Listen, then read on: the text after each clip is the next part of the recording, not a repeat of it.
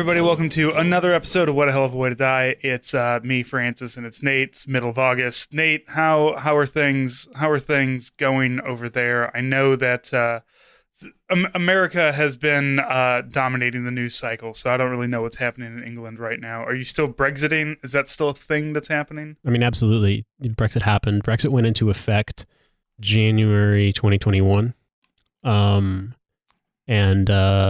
Yeah, I mean, we're kind of in a shitstorm right now across the board because of... I've been seeing a lot of just like, you know what? You know, it's really great feeling hungry. Starving. Sometimes it's good for you. Like, isn't it cool? England really leaning into the, like not even just like, well, what can we do to prevent this? It's like, nope, we're going back to the medieval times and not the place in Schaumburg, Illinois. I mean, really, we're going back to swords and plowshares.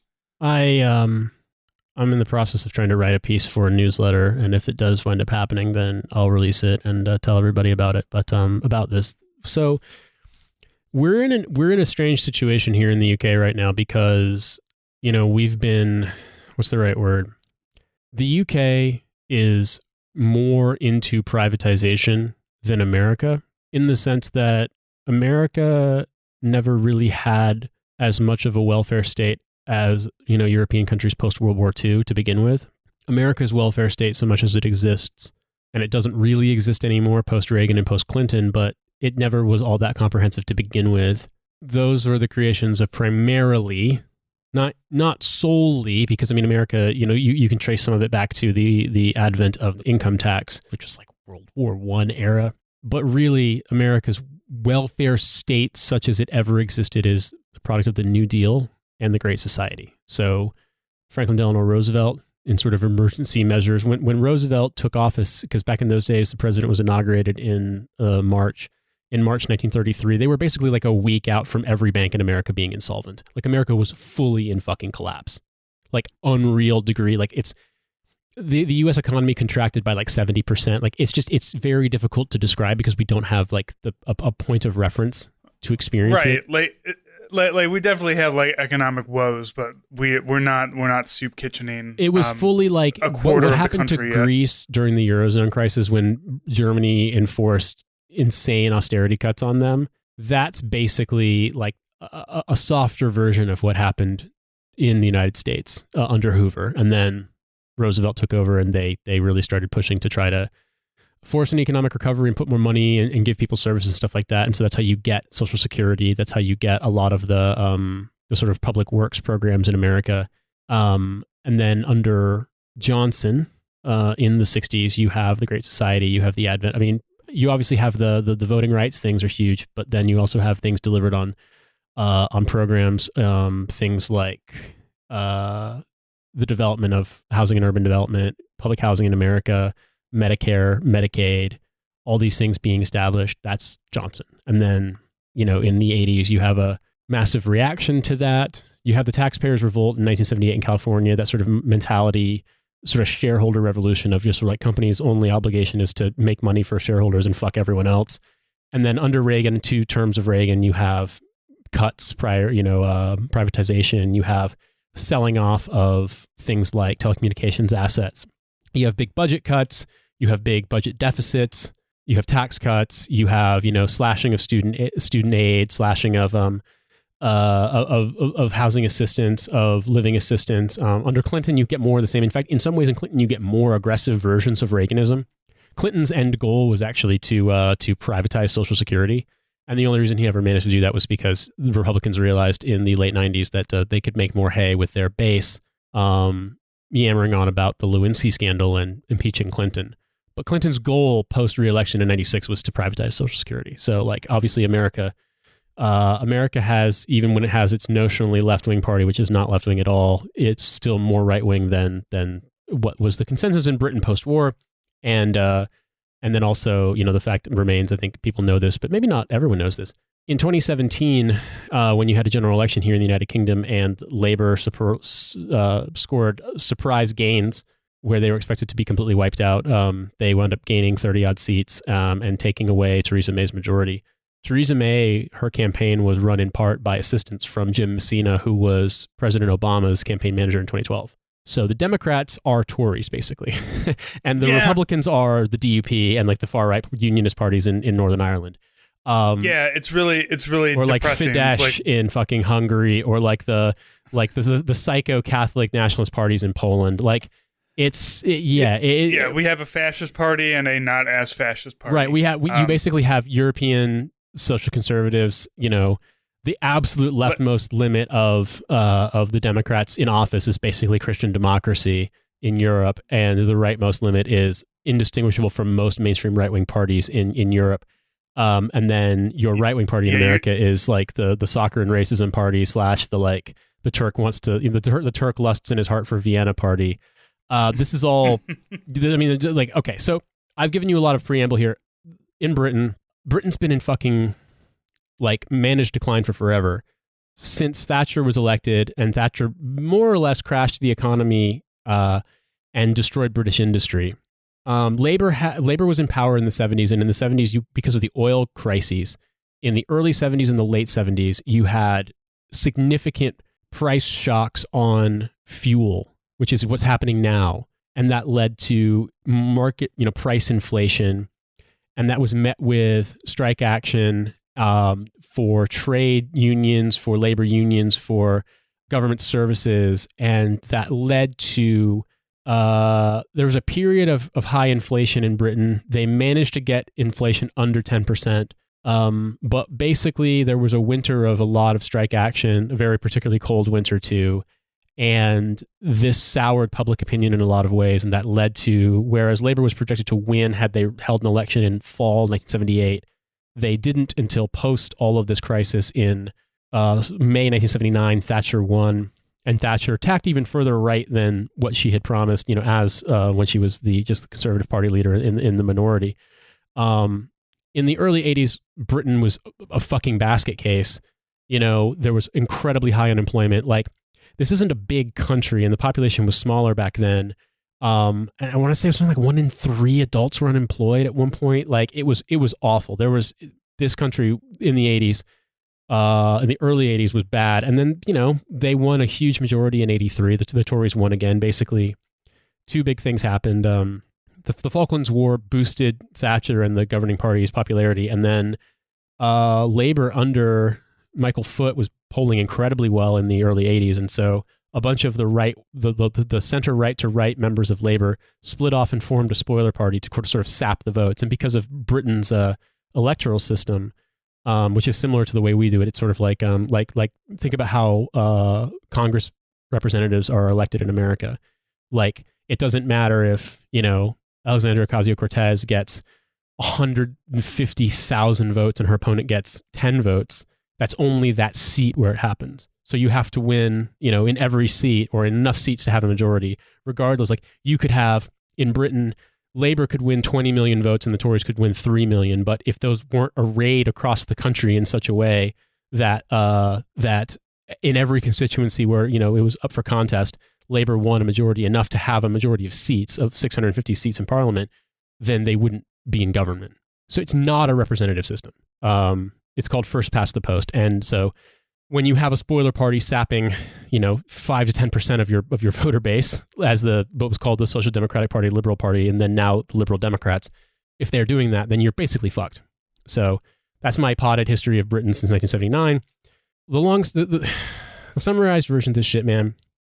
They privatized the water transmission, water production, water supply in the 80s. They privatized gas in the 90s. They privatized electricity in the 80s.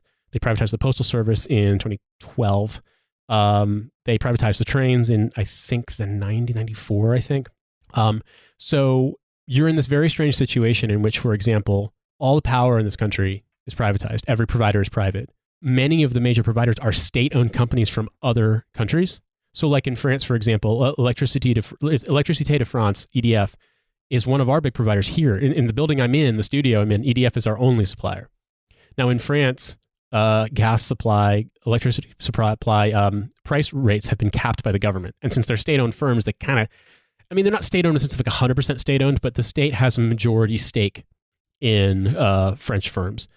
That in certain firms. That happened under, at the same time as Thatcher being in power, there was a left-wing French president sort of, he kind of tacked center left to the center, named Francois Mitterrand, but he nationalized a bunch of industries in the 80s, and those are still nationalized in France.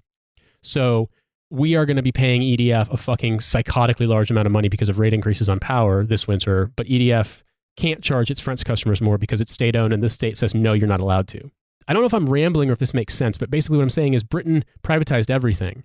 So even though Britain's not particularly exposed to supply issues when it comes to natural gas, for example, and oil and stuff from the war in Ukraine, because Britain has North Sea oil, gas, and oil.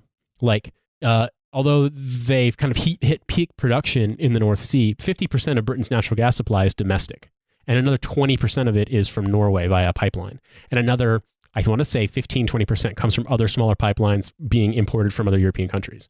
So really, the only way Britain gets gas from Russia is liquefied natural gas, and it gets about 12% of that 20% from Russia. So that's like 2.5% of Britain's gas is from Russia. So we're not suffering, we're not having this fucking meltdown because of the fact that like we are dependent on Russian gas. We're not at all. I mean, they've built up new liquefied natural gas terminal infrastructure in this country to the point where we already imported a ton from the US and from Qatar. We could import more if we wanted to. It's like replacing Russian gas is not a problem in this country. The problem is everything's privatized. They refuse to set price controls. They refuse to negotiate as like a state buyer. So if the spot price for natural gas, goes up tenfold, if your gas bill goes from, 25 pounds a month to 250 pounds a month or 500 pounds a month, the state's like, yeah, fuck it, deal with it, bitch. We don't care. And so they do have caps on the maximum you can pay as a consumer. Like it's gone up hugely. It went up like 55%. It's going to go up another 60% on October 1st. It's going to go up another 60% or so, or more like 45, 50% in April of next year. So like gas prices, electricity prices have skyrocketed in this country. And because of that, like fucking, it's driving a huge amount of inflation because all of a sudden, like everything's more expensive. Businesses have to charge more for like, businesses aren't capped on their rates. So like there was a story recently about a Chinese restaurant in Scotland having to close down because their gas bill went from like 900 pounds to 10,000 pounds overnight. Like, This is all reminiscent of Texas losing its power and starting to do the entire thing. It's the whole country, yeah. And the government is like, oh fuck you, we don't care. Like deal with it. Like whatever. Get us. Here's the possibility of taking out a loan to pay your utility bills. They care. Look, Nate. You've got your articles about sometimes hunger pangs are good. Next, we're coming into winter. Pretty soon, we're going to be saying that maybe every Brit should own 5 blankets. Like per person to keep themselves warm. They're talking about rolling blackouts, man. They're talking about like the government was like, hey, we're concerned we won't be able to supply enough gas and electricity this winter. 30% of Britain's electric supply is natural gas, but in the wintertime, I think that percentage sometimes goes up because when they got rid of coal, they replaced it with natural gas. And we do have high renewable penetration here and a lot of offshore wind, which is good in the winter and less good in the summer. But they're saying like, we may not have enough. We might have rolling blackouts. And then they turn around and say like, don't worry, we think we'll be fine. But like, once you start saying, hey guys, we may have rolling blackouts in winter, it's like, yeah, you're setting me up for something. And you're also saying we might have rolling blackouts. And by we, I mean you, not us. Right. And I mean, I was going to talk about this in this article, but like, I'm really glad I bought that outdoor wok burner because it has a propane tank. I mean, I need to get refilled before the winter, but I have a propane tank. So like basically in a worst case scenario, I can boil water, cook food outside. I can boil water to use like sponge bath bathing. I can boil water to fill like hot water bottles for heating and stuff like that. Like, look at you. This is it, man. Iraq and Afghanistan trained us for Britain in 2024. I mean, it's insane. Start taking baby wipe baths and shit. Well, I mean, and that's the thing, right? Is that other countries have set price controls. Like in Germany, they've got a problem. Because their natural gas supply is dependent on Russia. And because of the war, I don't know if you've been following this, but because of the war, because of the sanctions, Russia is actually making so much money off this high spot price for natural gas that the war is actually turning them a profit, like an enormous profit, actually. Their sort of general fund that has gone up like into the hundreds of billions of dollars because it's what it is that like, even though they canceled Nord Stream 2, Nord Stream 1 is currently down for maintenance, but I mean, it's expected to come back up because it's making them so much money. And the European governments sanctioned Russia, but they can't sanction the gas. They can't turn off the gas supply because they don't have any alternative. Like, for better or worse, they built, continental Europe particularly, is built significantly around cheap Russian oil and natural gas. And like I said, Britain, Norway, Scandinavia in general aren't really as dependent on Russia. But what the situation is that in countries like Britain that are fully dominated by this like market must rule no matter how hard it fucks you mentality, you basically have a situation like what you described in Texas with when people were on like spot price deals for their utilities, and then all of a sudden we're getting $2,000 power bills. That's basically the whole country, and you don't have a choice. In Texas, as I understand it, that was an option you could pick for lower prices with no safeguards if it got out of bounds. In Britain, the only choice you have is that they've set a consumer price cap that, okay, you won't be charged more than this per year. But like, you got to understand how fucking poor people are in this country in terms of income. Like, I did some research for a Trash Future episode, and it really kind of surprised me. Like, median family income is a little higher than the last time I analyzed it. So it's about £31,000 a year. Median family, so like household income. That's about $36,000 right now. So that's lower than on average in America, but like, let's be honest, GDP, all the breakdown of America, like, is not representative. But for people who are who are on hourly wages, people who work in hospitality, retail, it's much lower. It's probably closer to the equivalent of like between $20,000 and $24,000 a year if you're lucky. So that's about like in the £17,000 to £20,000 a year range. Okay, so just for understanding, I just looked it up, and median household income in America is $67,000. Yeah. So which is not, obviously we're talking about averages and medians sure, and everything, but you can see how like in England you're making a lot less money. So when these massive jumps hit, it's way more of a kick in the dick. Think about this for a second. Like, I can't remember what the original price cap was, but I don't think it was more than £1,500 a year. And you're in a situation where all of a sudden it's going up like to, $4,200 in October. They're anticipating it'll be $6,000 in April. If you're on the minimum state pension, which say you worked for 30 years, you tick the boxes, and you don't have any other income besides the state pension. Britain's got a huge amount of what you call pensioner poverty because it's so low. The minimum state pension is £181 a week, which puts you at around, I want to say, in and around £11,000 a year. Now imagine you're on £11,000 a year, right? That's not unrealistic in this country. You won't be paying any income tax on that because that's below the threshold for being charged income tax, which is like $12,570, I think.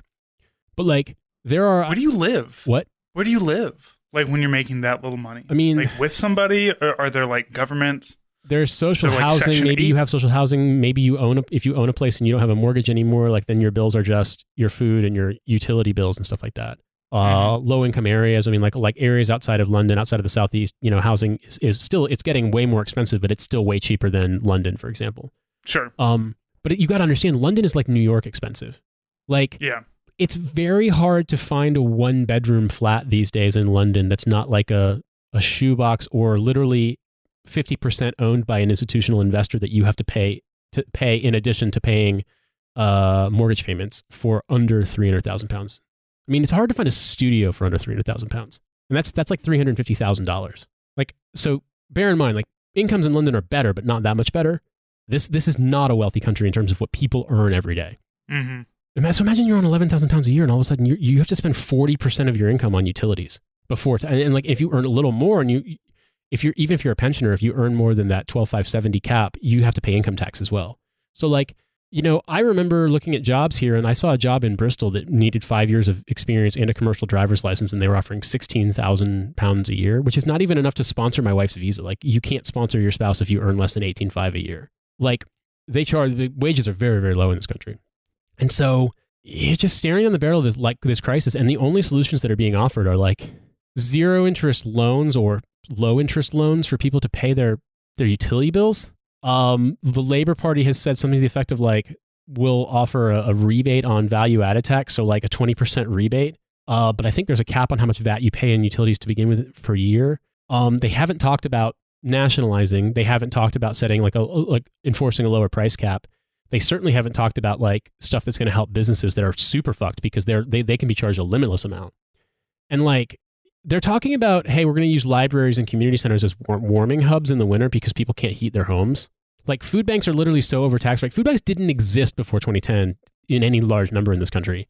And now there's like 2,500 food banks in this country, and like they're running out of food because no one's got any food to fucking donate. Like no one has the money to do it. This is just so like when you read about like how much it costs to keep somebody in prison in America, and it's like $90,000 to $100,000 per person, like just right. for the institution of prison. You're just like, give them half of that money. We would save so much money. And also, shit would not be so bad. One of Labor's proposals, if I remember correctly, was that they wanted to set a lower cap overall on what the consumer price cap would be, and then they would pay the utility companies the difference. So they're like, oh, you guys wanted to charge $6,000 a year. Well, that's not fair. Let's set it to $3,000 a year, which is still an insane amount of money, and then we'll just pay you like 35 billion pounds to make up for it. You're like, yeah. Bro, what the fuck are you talking? What the fuck are you talking about? They're making 10, 11 figure profits. They're making like BP made a profit of 10 billion pounds in the first half of this year. Like they're making fuckloads of money. They don't need it. But the government, they cannot break out of this idea that like everything has to be privatized because that's just what the working people want. Like we are at a point where like no, everything has to be privatized because that's who's giving them money. Right. That's what. But you got to realize not to turn into the desk pounding socialist podcast that we are. But Jesus Christ. But also like under Labor, under Corbyn, like Corbyn's manifesto in 2019, 2017, they were calling for nationalization of energy, of water, of rail, and like. Estimates from studies performed on this and like how much would it cost to bring utilities back into public ownership? It's like £2.5 billion. Basically, it cost more for them to bail out a single utility provider that went bankrupt, which is a company called Bulb, than it would cost to nationalize the entire system. But they refuse to even acknowledge it because like the Tories, it's so fucking hard to explain.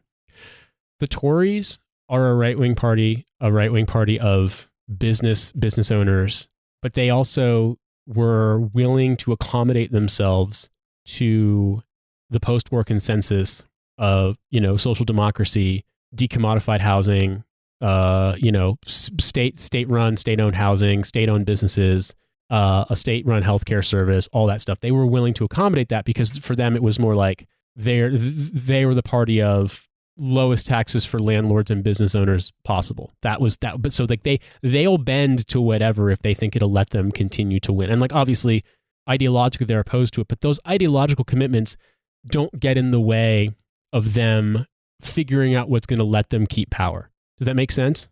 Mm-hmm. Like they are way more flexible. Post Tony Blair, the Labour Party in Britain is more committed to privatization and austerity than the Tories. And it doesn't even matter that it's not popular. It's incredibly unpopular. They don't care. They aren't doing it to maintain power. They're doing it because they are true fucking believers that like the state should own nothing and everything should be run like a business and like there should be, KPIs on everything and your boss should be able to fucking, track how long you pee. Right. We need productivity software on, just on everything. Yeah, we need bossware and spyware on everything. Yeah. So I'm just... We've got an article to talk about, which is kind of a slightly more lighthearted, but also insane story. But like this went into like a long talk because like I'll be fine, right? Like Cynthia and I do well enough, we'll be fine. But like we are making plans for what we need to do to conserve money because like I can't afford to spend fucking £1,200 a month on utilities. I don't know how much it's going to cost. Like we have the price cap, but I don't know what my fucking rate is because I was a Bulb customer and they went bankrupt and I have no fucking clue what I'm actually going to get charged. And in the past, I've been very surprised by high bills in the winter because the house that we are in is not insulated at all. And so like we are coming up with plans. We are doing very well financially. We are fine. I don't need, assistance from anyone, but we're buying electric blankets. We're making a plan to like try to use insulating stuff on the windows upstairs. We're planning on sleeping downstairs where it's warmer and it's easier to keep warm without, huge power bills. And also just planning on bringing space heaters into whatever room we're in and just working downstairs. Like we'll keep it at whatever the minimum sort of like don't freeze the pipes threshold is, but we'll have to heat individual rooms. And if we have rolling blackouts, if we lose power, we can't cook because we have an electric cooktop, so we'll have to cook outside. That's why I have the gas burner thing. And I'm not sure, but I think that if we lose power, then the circulator for our boiler won't work. So it would turn back on, I think, when the power turned back on, but we won't. The only gas connection we have in our house is to the boiler. And like our landlord says they're going to try to get the loft insulated, but like they've wasted so much time on that I can't imagine they would even be able to get it done in time given the demand for it, even if they wanted to, and I don't think they do. So like that's us doing very well. I might be fully boiling water outside to take sponge baths with because we just don't have fucking power and we don't have gas heat. So I might be literally heating up hot water bottles so we can be under the fucking blankets. Like keep Nate from having to take sink baths at patreon.com. No, but it's the thing, here's the thing, right? It doesn't even matter if I have money because if the fucking supply is turned off, what am I going to do? Yeah. Like that's the thing. Like at a certain point, like what I'm saying is I am doing well enough that I am not one of these people who's going to be fully squeezed by this. If it was when we first moved here in 2018, our shows weren't doing that as well. Like I just didn't have as much income. This would have been fucking devastating. It was absolutely devastating us. We would not have had enough money to do anything besides eat like literally like pasta and canned food. Like that's all we would have been able to afford. And like I've gone through periods where I couldn't afford what I wanted to buy in the grocery store. Cynthia definitely did growing up, but like that's the degree that we were on. Like even, you know, we have advanced degrees, we have jobs in the sort of professional sector. Like that this is going to affect us this winter potentially in terms of like our ability to use stuff that we own. And it's like we might literally be unable to heat our home or to cook or to keep our refrigerator on. And like you can see that if we're doing well and we're that exposed, can you imagine what it's like for people on fixed incomes, on reduced incomes, people, you know, in insecure housing, people in housing in worse condition than ours, like people who are disabled, people who need their devices on to stay alive. Like think about that. Think about how much of a fucking disaster they're, and they're just like, the market will solve it. Like, does that not seem completely insane? I don't know. I just don't know if we have a reckoning coming at some point or not. But like, I really do feel at this point that, you know, people in America and people in England and most of the, you know, quote, first world countries, end quote, are used to a level of comfort that like, as soon as our bread and circuses are done, somebody's chucking a brick at somebody. So, you know, fingers crossed that if the government's going to, if, you know, just any government is going to get. But I got to be honest with you. Here's the thing that really scares me. The left is fully foreclosed in this country. Like they basically like it's illegal to be left wing. You're not allowed to be in government. Like we've run you out. Your ideas are illegal. Like fuck off. You know, even the Labor Party is doing full on like you know, Nixon's re-election committee level stuff to fuck over anyone it deems too left wing. And like it's at the point where ideologically the Labor Party could be argued to be more right wing than the Liberal Democrats, who are the legacy of the people I told you about who split off from Labor in the early 80s because they thought they were too left wing. And now the Lib Dems are actually offering things that would help more people and would be more, call it more social democratic than the Labor Party. Because under Starmer, it's fully like a revanchist, make it illegal for the left ever to take power ever again. You know, warrior god king Tony Blair needs to come back and rule the country again. The problem is everyone in Britain fucking hates Tony Blair. So that can't happen. Like he's unelectable. He's politically toxic because of Iraq. So you're in a situation where there is no political outlet, which I mean, okay, could be good if you think about collective action and mutual aid and things along those lines, but could also be very, very bad. Like, because there's so much pent up anger and like latent violence here right now because of what has been happening in this country forever. I mean, just with having it be ground down bit by bit since the Lib Dems and the Tories went into coalition in 2010. I feel like I left that out of my potted history, but after the financial crisis, the Tories won, but the Lib Dems did really well because there was a lot of opposition to Labor because of the Iraq War. And the first thing they did was go into coalition with the Conservative Party and then just basically make all of the conditions for what's happening now possible with fully like budget cut austerity shit. So like this country like has had a full lost decade of earnings. People's earnings adjusted for inflation are less than what they were in 2008. I think I've said this on the show before, but Greece is the only country in the EU that has done worse economically than Britain. Genuinely, like this is a sclerotic, decaying society in decline. And one of the things I pointed out in the TF episode I did, one of the figures that really got me was there's 54 million adults in this country, and about 31 million of those adults are in regular work. Now, some of them are spouses, some of them are disabled, some of them are carers, some of them are in informal work, some of them are in part-time work. But the thing I'm saying in that number is that means that there are around 20 million people who do not earn more than that income cap of 12,570 pounds a year. Now, they might be part of a household that does, maybe they're well off, but like chances are good. If you just look at the median stats, they're probably not. So we have just been told chances are good that by April, those people will be spending 50% of their pre-tax earnings on utilities, on gas and electric. 50%. Like, the fuck do you think's going to happen? This is going to go insane. They're either going to do something or this place is going to fully melt down. And I feel like the canary in the coal mine because British people are just like, oh, surely you'll just exaggerate. It's just like, man, shut the fuck up. Yes, I'm American. Yes, I'm a foreigner. Do you want the foreigner to actually understand your country better than you fucking stuck up, smug pieces of shit? Like, I feel like I'm losing my goddamn mind in this country. So with that... It's a very good idea. Very good idea to get the fuck out of there. Bro. You know where you should go? You should go to Canada. I should go to Canada because then they can be like, Nate, have you considered a medical solution to your problems? Committing suicide. Have you ever considered, instead of like when you go in, it's like, have you ever thought of actively harming yourself? It's just like, we can help you as a suggestion though. Yeah. Like, would you like to? And that's the Canadian way, apparently. So we're exaggerating, but there was a story in the hateful and disgusting New York Post, which I need to specify in advance is a right-wing Murdoch rag. It's a piece of shit. It's awful. Fuck them. But they did report on a story. And I want to say we're going to read this and we're going to make fun of it. We're going to joke about it. We're going to have some jests and japes. I do have to say that I feel as though this is my instinct upon reading this headline is that this is right-wing clickbait in the sense of the fact that such a thing is an option, medically assisted suicide is an option in Canada, has so offended this person that they have now decided that because it is an option and is offered as a thing to be aware of as an option, that they are being told to kill themselves by the government, or the government is offering to kill them. But so let's not forget that Canadian right-wingers are in many ways fully more insane than American right-wingers. Let's not forget Jordan Peterson, Stefan Molyneux, Stephen Crowder, I believe.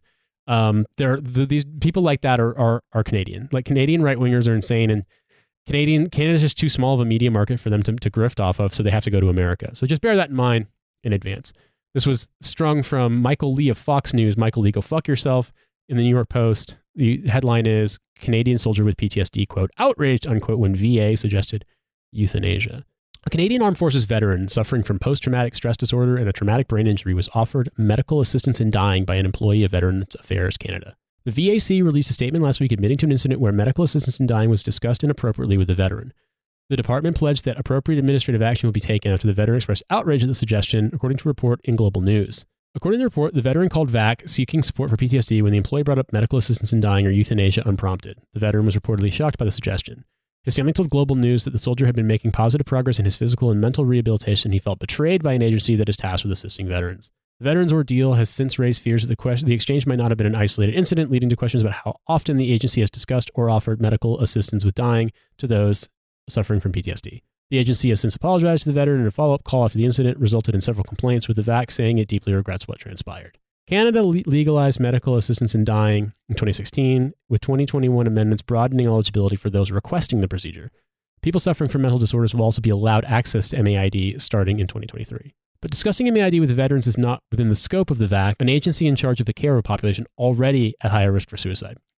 Quote, providing advice pertaining to medical assistance in dying is not a VAC service, unquote, the VAC said. In 2017, the Canadian government introduced a new suicide prevention strategy for military personnel and veterans, which promised improved care and services. The plan also provided training to medical staff on how to respond to the warning signs of suicide.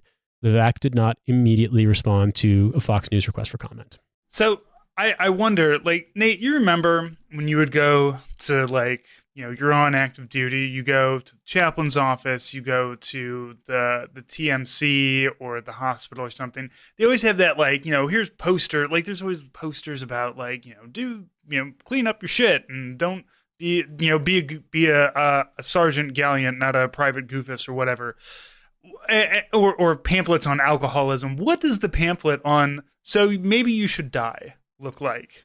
Like, how do you, because if medically assisted death is legal in Canada and in theory an option for somebody, do you wait for them for like, the person who's suffering to just be like, I don't know, maybe I should, shoulder shrug, maybe I'll just die on this one? Or do you like kind of, do you advertise it? Like, how does this, I'm curious as to how this works for them. I mean, it's also legal in some Nordic countries. I don't know which ones, but I know that I think Scandinavian countries were some of the first to legalize it. It's legal in the Netherlands. It's legal in Switzerland.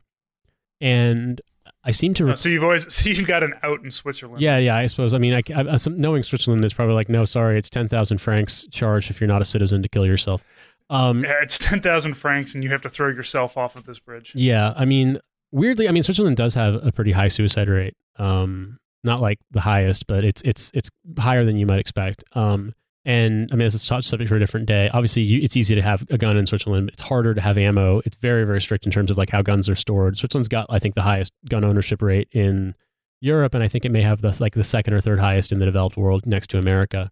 But I'm going to talk about medically assisted suicide in the Netherlands specifically because I just watched a documentary about it years ago, and I just recall that this was initially developed as sort of an option for people who were in chronic pain, who were going to die, who had terminal conditions.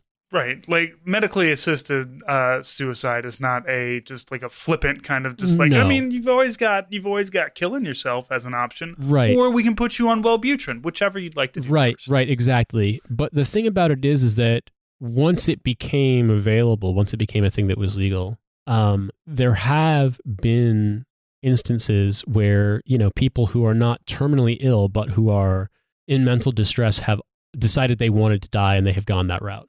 And I recall watching this documentary, and specifically there was a woman who was probably in her 60s. She had been a single parent. Her children were adults. And she was just like, I don't like being alive and I want to die. And it had been a arduous process for her to get approval to have this done because she wasn't dying. She wasn't terminally ill. She wasn't in what would be considered a sort of like inoperable, incurable, painful condition.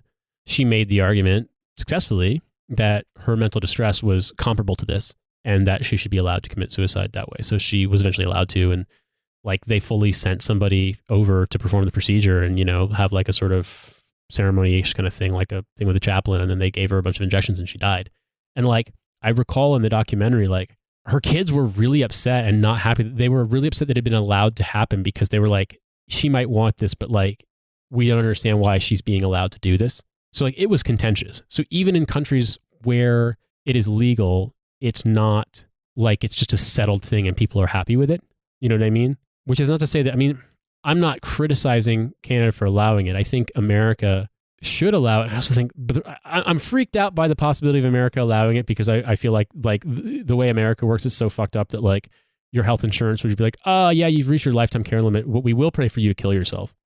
Like it would make it a lot easier for us if you would just you're just kind of like taking up a lot of resources we don't like. And yeah, this death panels, man. What's America without a little? Well, that's bit the of thing, right? Is that like if there were ever a country where there would be death panels, it would be America, and it wouldn't be because of state-run healthcare. It would fully be private health insurance doing. They basically already are in the sense that they're like, we found a legal technicality that says that we don't have to treat your kid's fucking Tay-Sachs disease or fucking like cystic fibrosis or whatever. So like they're just gonna die. Like your kid needs to die. Sorry, not our fault. Like that happens all the time in America. So I think that like. To me, I feel like the VAC apologized. Maybe they did that because it's just easier for crisis communications to apologize. Maybe the person brought it up to say like, hey, these are things that like are available to you, treatment options that are available to you, and also medically assisted suicide. The fact that this is reported by Fox News and on the New York Post and all these kinds of things just makes me think that like this is probably a thing where people were offended at the suggestion, even if it wasn't necessarily being done in a malicious way or even like in a leading way, but I don't know. That's my best guess. When I try to understand the crybaby conservative brain, that would be my best guess. You know what I mean? Like they were offended that the option existed in the first place, and so they made a big deal. But maybe it's wrong. Maybe I'm wrong. Maybe these people are completely in the right. Maybe the person who worked for the VAC was like, you know what you should do? Kill yourself. There's a perfect handshake meme between the Veterans Affairs Canada and like a bunch of fucking 19-year-old college students who've just read a people's history of the United States. But I don't think that, to me, I think that this is one of those subjects that's thorny because I think that there are people who are being unfairly forced to live with things and they don't want to. And I'm also very wary of the idea that there would ever be circumstances in which people would be pressured to accept that instead of it being an option if you feel like you cannot tolerate it any longer. You know what I mean? Yeah, maybe, down at the bottom of the list, like when I joined the Army and they're like, here's all the MOSs you can do. And they put infantry way down at the bottom because they're like, you probably don't want to do that one. And they were correct. You just put here's medications, here's therapies. Look, I just want you to know, if you want, you can kill yourself and we'll help you out. It's very funny that you would use infantry as a comparison, considering that was my branch. It's sort of like, I mean, in a way, what is being an infantryman but medically assisted suicide, except it's with, your troop medical clinic prescribed you Ambien and you've got a case like a fucking 30 rack of Keystone. Yeah, my recruiter was public affairs before he was a recruiter. So he got me. He's just like, you want to be public affairs? It's great. I got this, that, and the other thing. And like I had been toying with like, I don't know. I mean, maybe I should join the infantry first. Maybe I should do the real soldier experience. And he just looked at me. He's like, you don't want to fucking do that. Don't do that shit. And he was correct.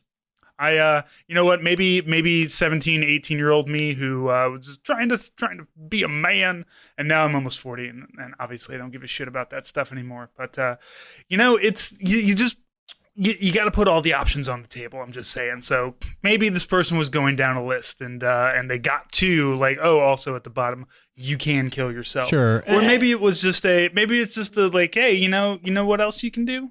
Fucking off yourself. It's fine. It's funny because there in the comment section, someone was like, see, Logan's Run predicted this. This is just going to happen. And I can't ever think of Logan's Run without thinking of when Trash Future watched Logan's Run and discussed the movie, and Milo couldn't get over Michael York's weird voice. And then they read some article because he's this big scene where he's telling people like, you can live, you don't have to die. Oh, yeah. And then Riley made them listen to him read this article where this guy was like some like conservative magazine like Reason.com or Quillette or some bullshit had talked about Logan's Run and like how it was prescient, but they couldn't be made today and blah blah blah because like it's too masculine. We've lost our taste for masculinity or something like that. And so Milo immediately... a bunch of dudes in unitards and long flowing blonde hair. It's so masculine. And Milo immediately was like, oh, a gay sex teleporter, is it? Getting sucked off by a twink. That's what they want these days. And that sample lodged in my brain so hard. I had to cut it and I gave it to Alice to use on the stream. And it's just become like part of the lore. And it's very funny because people know it as the lore, but they don't know what it's from and they can never figure it out because you can't exactly Google that. If you Google getting sucked off by a twink, like, you're not going to find this. You're going to find some good results, but you're not going to find the results you're looking for. You're not going to find this arcane reference to what I think was a Patreon only episode of Trash Future from like 2020 or 2019 maybe. I think it's 2020 actually. You're just gonna get lots of like Pornhub with the rainbow flag filter applied. But that's why you got to put in Michael York getting sucked off by a twink. And then... well, then exactly. It's like, then you learn about the contours of Michael York's career. So that's my aside about Logan's Run. But you actually have... I think Logan's Run should... I think we as a society have a duty to remake Logan's Run. Again, just, but really twink it up. I think we can do it. Like what... I mean... what was Snowpiercer but like Logan's Run on a train? What was it? I think somebody made the comment that that Snowpiercer is basically like steampunk Willy Wonka and the Chocolate Factory. Kind of, yeah. I don't know. I mean, Snowpiercer. I was along for the ride. It was stupid, but it was fun. Like I enjoyed it. I watched the movie once, and that was enough. I get it. Yeah. I mean, I think I watched it on a movie. I think I watched it on a plane. Like, okay, cool. It's class warfare. I get it. Yes, I'm a socialist. We're good. I mean, Roger. Like, it's a fun kind of like. It's obviously a movie based on a graphic novel. Like Roger. Like, it's fine. It's about class struggle, and it has a train. It is like speaking to the left. Yeah, absolutely. I was thinking also. I mean, what is it? The Time Machine, the one with the Eloy and the Morlocks. Oh, that's H.G. Wells' H.G. Wells, Time Machine. Yeah. That's just another one of those things where it's like, I feel like it's one of those the rare instance of something that's actually a timeless reference, because just the sight of the Morlocks plus just the ugliness of the word Morlock, like it just is such a useful reference. But no, like, is this Logan's? Look, man, when I think about medically assisted dying, I think about the whole Terry Schiavo thing in the 2000s. Remember that? Mm-hmm. How this woman had been brain dead for years, and like her family, I believe it was her family wanted to take her, one of her family members wanted to take her off life support because she was never going to get better. But other members of the family had more or less gotten like pinged by right to life crazy people like evangelical Christian Dominionists, and they made it into this big thing. I want to say like it was the husband versus the blood family. I do not remember exactly, but yeah, the basics of it is, yes, some family members were like, no, she should be taken off life support, and other ones were like, no. And the thing that really cooked me was that they would constantly show like Sherry Schiavo, and they would show pictures of her, obviously, with medical problems, but like alert and looking around, and it's just like, they're just gonna kill this boy. She was not conscious. No, she wasn't. She was fully brain dead. She was brain dead. She was fully on life support, like in the sense of the word that like a long enough power cut and she would have just fully died. She couldn't sustain life on her own. Right. And yeah, I mean, I think about that kind of a thing, and I think that if I knew that I was going to enter that state to the point where I wouldn't recognize anyone, I wouldn't be able to communicate, I would have no quality of life.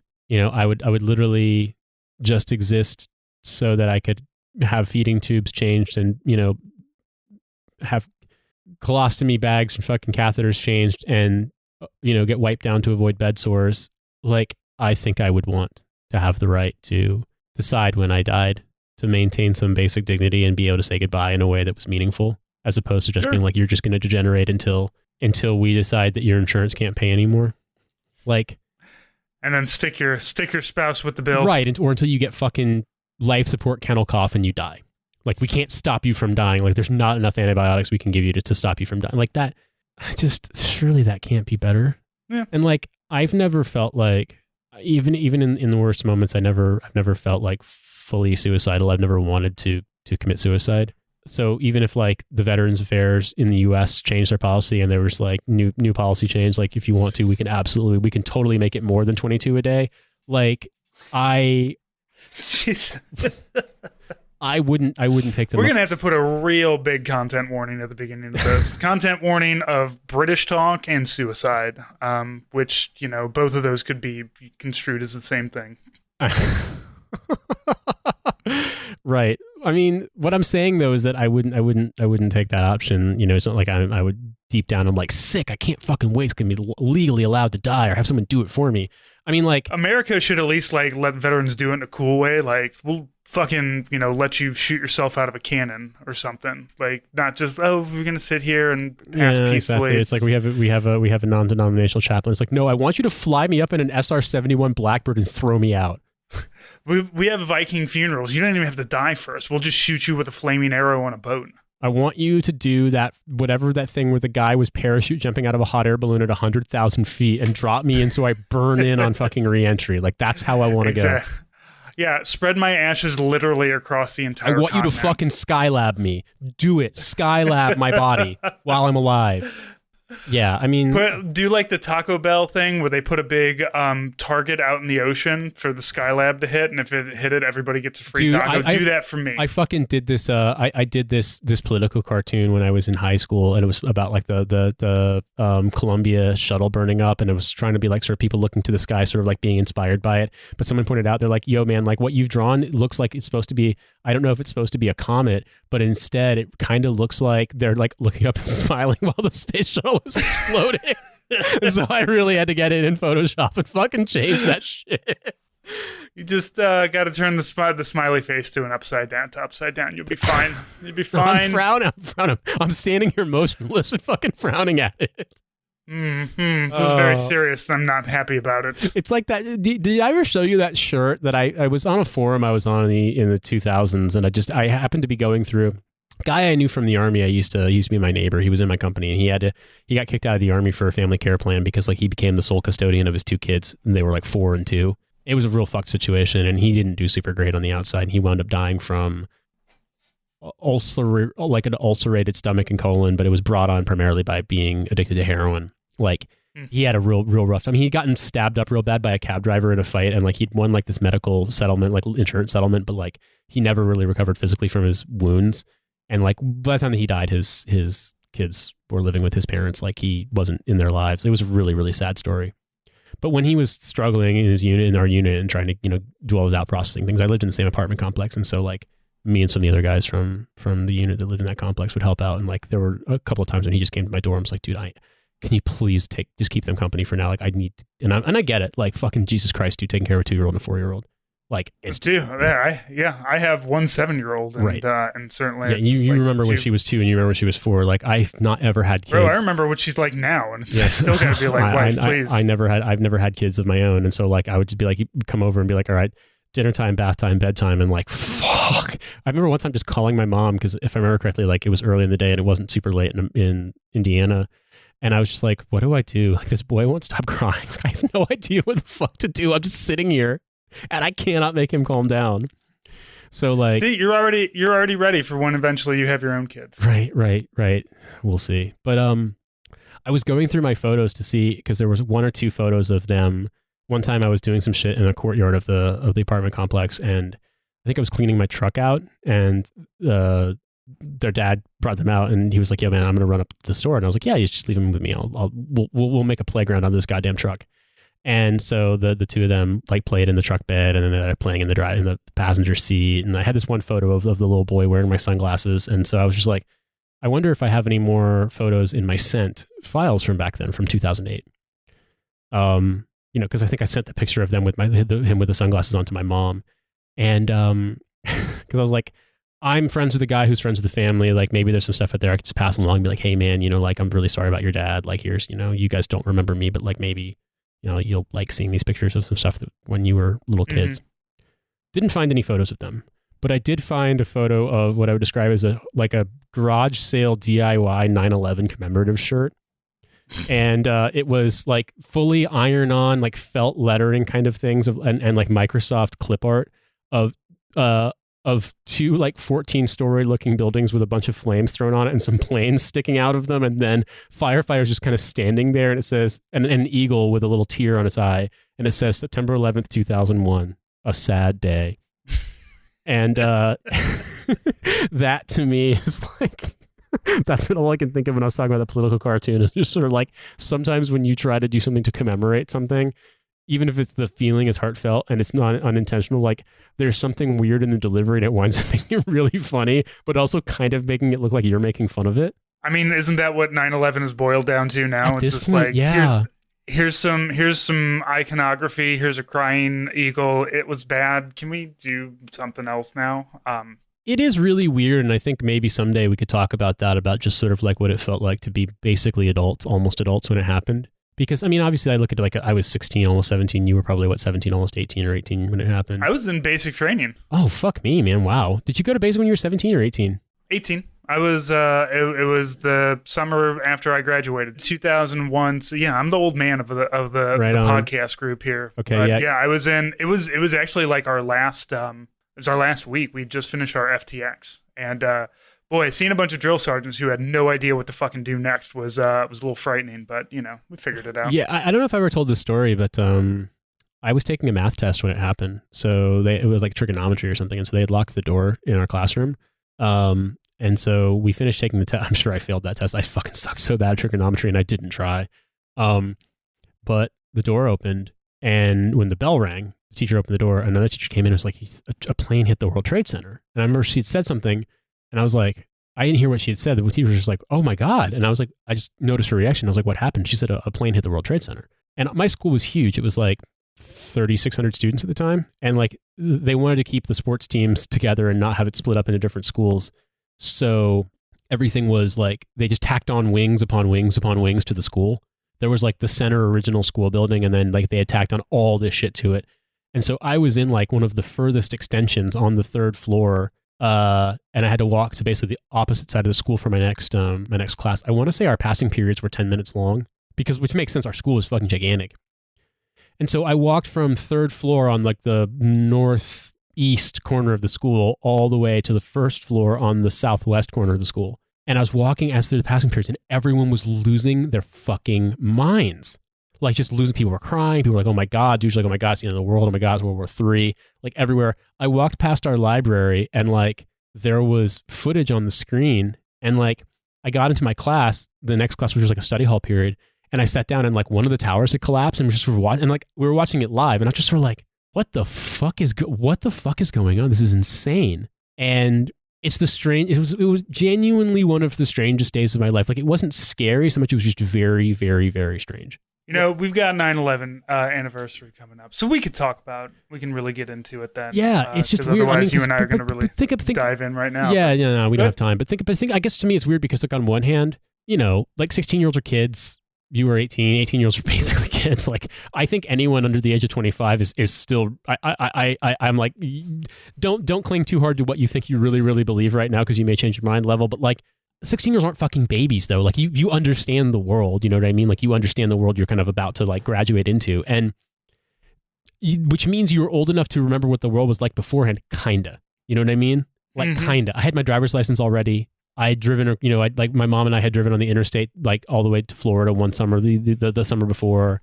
You know, like, I had flown on a plane by myself a couple of times. You know, like, I had gone and stayed with my relatives in DC. Like, you know, I had done stuff. Like, I kind of understood. I remember being in airports before 9/11, like all that stuff. I wasn't an adult at all. I mean, I was a high school kid, but like, you had this concept of what the world was like, of what you could expect in the adult world, and then a thing happened. Yeah. Then the 90s ended. Yeah, basically. Well, Francis, I know you got to get back to work, and we don't have a bonus to plug this week because we're doing 3 bonuses a month. So, so you got your bonus with us talking about fucking getting burned into the atmosphere like Skylab. Yeah, exactly. There's your bonus. We've discussed cooler ways to kill yourself. Content warning. I apologize if we've offended anybody. Hopefully that you don't think that I'm serious that we should fire veterans out of a cannon. Or if they really want to. Right. There are some who I would say that we should do that, you know, as a, you know, a way to improve society somewhat. But, you know, veteran suicide, obviously, not great. I mean, I was going to say I'm getting a couple of thumbs up comments from our stream listeners in Raqqa, Syria right now. All right, everybody, thank you so much for listening. You can follow me at Army Strength, follow Nate in these deserts, and follow the podcast at Hell of a Way. Woodworkers, patches, and Soviet hemp grower pins back in the store too, if you're looking for those. So those are back. Go get some. And other than that, everybody, thank you so much. And Nate, we'll talk to you next week. Talk to you next week.